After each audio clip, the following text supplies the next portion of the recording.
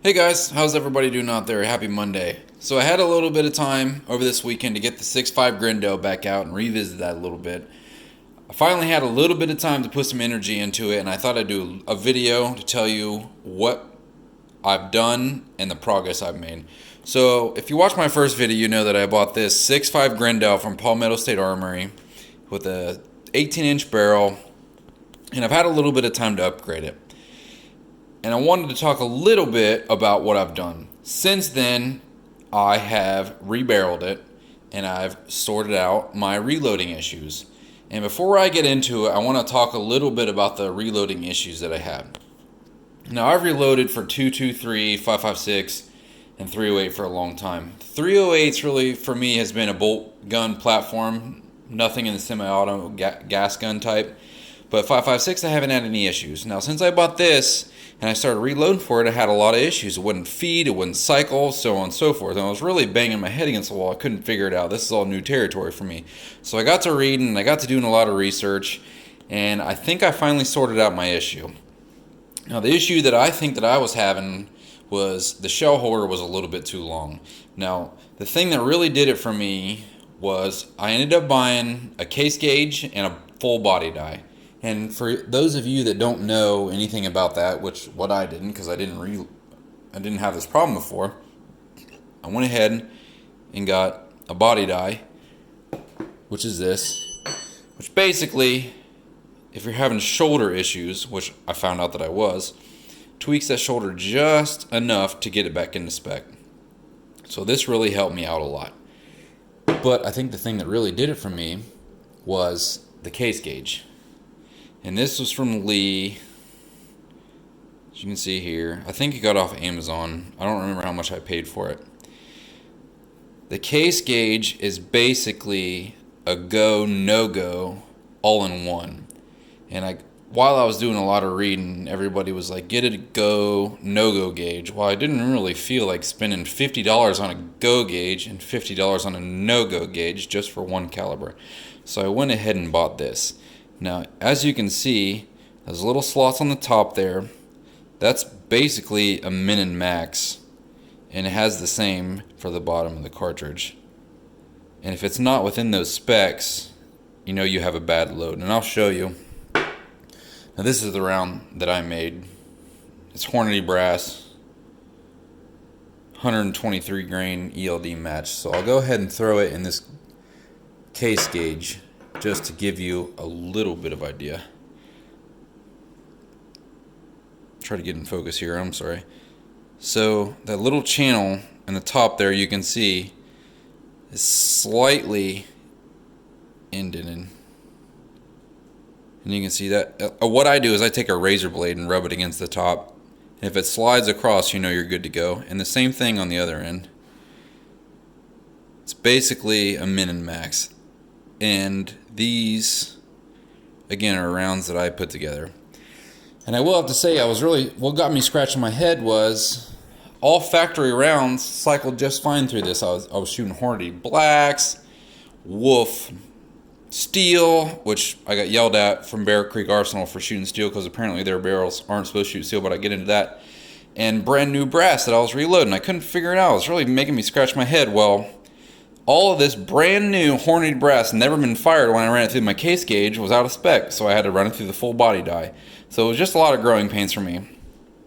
So having said that, before I really get into a lot of this, I will say that I gave Bear Creek Arsenal kind of a bad shake. I was like, okay, I bought this barrel in, it's trash, I won't shoot any of this.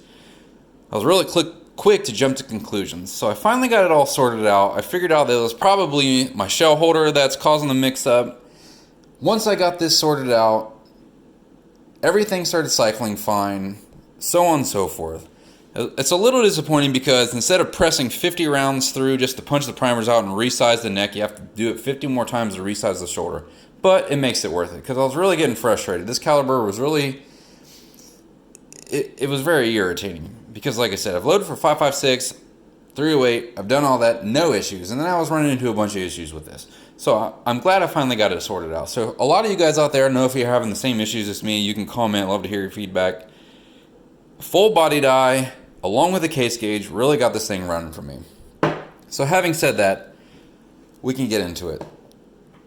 The factory barrel from this gun here, and again, I did a review on, just a quick review, no results, nothing like that, was an 18-inch gun. Bought it from Palmetto State Armory. It was complete. And apart from putting a new barrel on it, I went ahead and put a Aero Precision bolt in, because some of the brass was having marks on it, and I couldn't figure out why. So I went ahead and replaced that. It seemed to solve that issue. So I'll go ahead and get this stuff out of the way.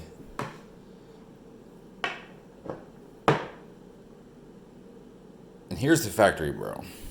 This is from Palmetto State Armory, 18 inches, nothing fancy. Rifle length gas system, so I think that's where some people get into issues, but it cycles steel okay. And I just got to shopping around a little bit, and I saw a lot of people were giving Bear Creek Arsenal some pretty good reviews, and they were super duper cheap. And I've always wanted to replace the barrel on this because I wasn't getting the results I wanted. And I just happened to catch one of these in stock. It was the 20-inch barrel, and this one has the 5R rifling, straight flutes, and it's heavy. And I got one finally shipped to the house, so I had a chance to review it. Then I'm going to put the phone down for a second so I can show you the factory barrel versus the aftermarket barrel here.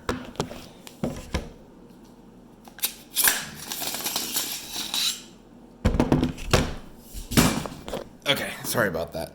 So as you can see, the contour of this barrel is super heavy. Gas block was the same. I think it's .750. And again, this comes from Palmetto State with an adjustable gas block. Bear Creek Arsenal, straight flutes, super heavy. Now this gun weighs about 1,000 pounds. With that PRS Gen 3 stock, plus this barrel, I mean, you're not going to lug this thing around the field. And again, the new barrel comes with the 5R rifling, so I figure why not. Finally got a chance to catch one in stock. Ordered it. It was like $78, free shipping. They're always running deals on it. So I went ahead and ordered one. So I'm going to throw that over here. Roscoe. So I got it, and I have to say, in this video, this is what it came in. I did not change this at all. I don't know how this made it to my house. So this, you can see the cap was on. I turned it over when I got the UPS or FedEx or whatever, and I just turned it upside down to pick it up, and the damn thing fell out. So I don't know how it made it all the way here, but it did. This is what it came in. I haven't changed it. I mean, you can see it hasn't been cut, anything like that. So this is what this one came in. They did put a little sheath around it, a plastic sheath. The barrel really, from what I could tell, wasn't damaged in any way. But what do you expect? $78 barrel. And another thing that I forgot to mention in my other video, well, I didn't forget to mention, I didn't get a chance to measure the trigger pull. And this is a CMC trigger. This is a 3.5 pound single stage trigger. And I finally got this in and got a chance to measure it, and it was measuring right around 2 pounds or so, give or take, which is pretty light. I'm not a huge fan of single stage triggers. When I get to show you guys the groups, I think they can shrink a little bit if I had a 2-stage trigger, just because that's how I feel comfortable shooting. But nonetheless, right around 2 pounds, that's what this gun is shooting. So anyway, really good looking barrel. I mean, you can see it's super heavy. The contour of this thing is enormous. And then it shrinks down with the adjustable gas block from the factory. Straight flutes all the way out to the dead air brake. Really nice looking barrel. $78. 5R rifling. Hard to beat. I've had a chance to shoot this around 400 to 500 rounds. Couple different types of ammunition. I'm going to get to that in a second. So I'm going to go ahead and get this thing out of the way and get into my results. Now, I know with ARs there's a ton of different powders to try, ton of different bullets for 6.5 Grendel because it's a 6.5 millimeter platform, but I pay for all this stuff, so it gets a little bit pricey. So the different powders that I tried, just want to talk about this real quick. I tried 4064, H322, and Varget. mostly with the ELD match rounds, the 123 grains. I had some CNRs and I had a couple other different ones. But again, I have to mention that was while I was having feeding problems, so I didn't get great results out of it. Once I got that sorted out, I just think that all around the best round for this is the 123 grain platform. So I did it the Johnny's Reloading bench style, where you line them all up and go in increments of 0.3 for different powders. And I tried that with 4064, Varget, and H322. H322 seemed to work the best for me because it was just it's more scalable than the other powders were. So having said that, I'll get into the results a little bit. Now what we'll do first is we'll go with the Hornady Black. Hornady Black rounds work really well for these. My sample size for the Hornady Blacks wasn't huge, I'll admit.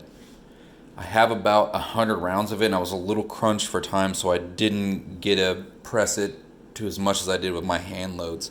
But either way, we can talk about it a little bit. So again, I gave these 10 fouling rounds, but I measured them all through the chronograph. And these are Hornady Black straight out of the factory, straight from the box. The average velocity for me out of a 20-inch barrel was about 2406, and I think they're listed a little bit higher in the box. It's around 25,000 feet per second. I got yelled at for saying max deviation. I guess people don't like that. I don't know.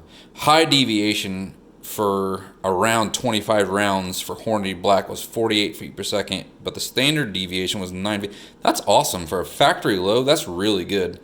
But the average group size was about 1.3. So this is something where I was hoping to get a little feedback from you guys out there that are much better shooters than me, that are more experienced, that have experience with aftermarket stuff, that can tell me. As you can see, my groups got significantly larger when the barrel heated up. Now I tried to give a little bit of time in between for the barrel to cool down.